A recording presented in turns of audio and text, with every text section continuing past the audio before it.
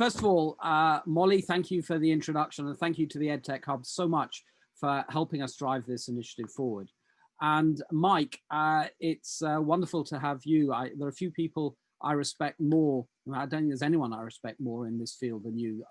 Your time at the World Bank and everything you've been doing speaks for itself.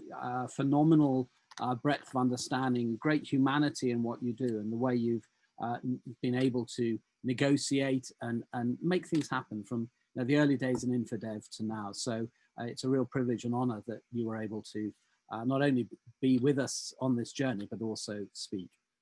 So welcome again. All the speakers are going to speak for about 5 minutes, but I'm afraid I've given myself 7 or 8 to give you the first introduction to what this report was about. And if the technology works, this is the report. And it's in 3 acts, and they're called acts deliberately because they're a play, a performance in some ways, but that needs to be acted on the world stage. There is absolutely no point in this report staying on a shelf unless it can actually be delivered on the ground. So we do encourage people to read it. So there are 3 acts. The first act is a short executive summary, I should say shortish. This is really designed for the senior figures in government who, as we all know, don't have that much time to read and to work on it. Act 2 here in the middle is the full report written at much more length. And we had the permanent secretary, Mohammed Sharif from the Maldives, and he said, it's all very well the ministers having the short piece. We actually have to turn that into practice on the ground. So Mohammed Sharif, that's for you, the detail, and there are lots of material in there that you can use. But then a unique thing we felt about this report was to keep having a small number of very, very clear guidance notes, sort of bullet points, like an action list that governments can implement. Members of ministries, staff can cut it out and pin it on the notice boards or have it as their background as reminders what to do. And we'll come to those later today. We're beginning with this introduction, then we'll have the high-level panel, then questions and answers, comments, and then some of the people who've been involved in the guidance notes will be delivering those. But I'd like, having given you the overview, just to share with you a little bit about the methodology of how this report was brought together. We had a core team of about 7 people, but with some others helping. So Christopher Yu at Penn had Leon and Muga helping him with the work that they did, particularly on infrastructure. But as well as that, we held a series of consultations. We were going to have these face-to-face before COVID arrived. So you can see over here, this was some of the people on the Asia Pacific Middle East consultation. These are some of the people on the private sector consultation. And we worked together for 90 minutes plus to come up with what the most important issues that these groups felt. And each group created a mind map like this. I should say this is the tidied up mind map from the process that led to its creation. And then the team who were writing and crafting the report used all of these mind maps as well as detailed analysis of the literature and their own experiences to come up with what were the most important factors that we all felt would be of significance for governments to act on. And that really led to this overall structure. If you look at this, the blue at the top and the bottom are really the wider parameters. At the top, that there must be, first of all, a commitment from governments.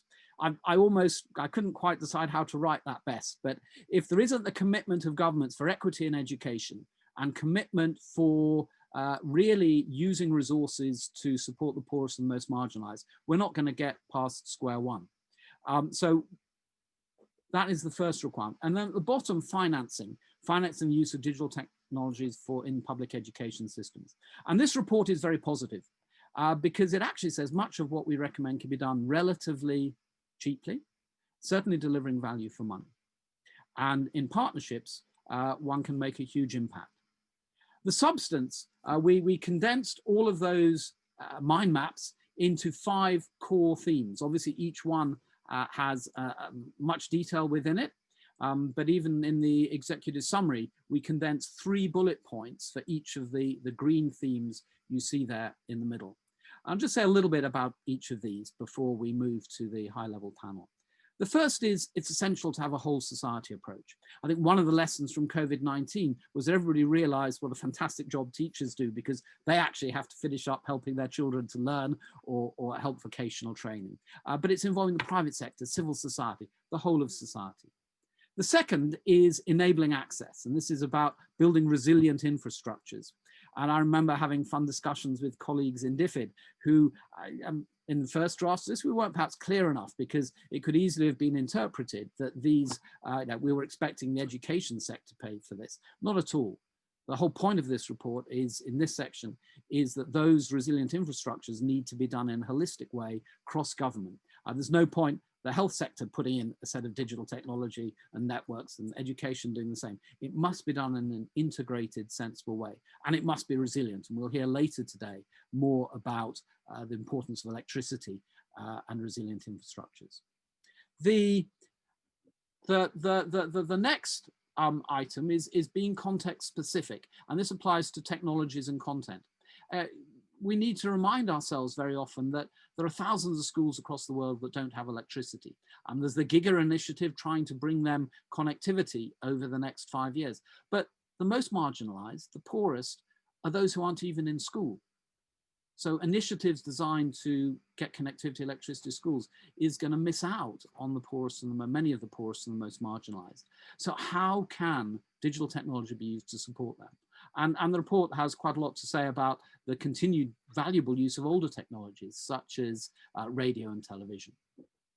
And then the last two, ensuring appropriate pedagogies. It is remarkable still that after 25 years of experience, people are still putting digital tech into schools without it being put into teacher training colleges first, without teachers being helped to understand how they can best use technology to deliver. So that is a set of issues around that. And then finally, and it is perhaps a little bit of a bringing together, but we weren't 100% sure quite where to put all of this in, but it's about making wise use of technology. It's about security, privacy, and these really complex, difficult ethical issues. If the poorest and the most marginalized are able to use digital technologies safely. Because again, going back to the lessons and experiences of COVID, the amount of sexual harassment, abuse, and psychological issues that face children and teachers across the world. So that's the broad picture. You will hear a lot more about it through colleagues who will be speaking during the afternoon. And so I would do come back for more information later. Do look on the website. But I would now like to move away from my presentation and move to the second part of the report, which is the high-level panel. And unfortunately, a couple of people weren't able to, who were meant to be joining us, weren't able to speak in person. So they have very, very kindly prepared video presentations for us.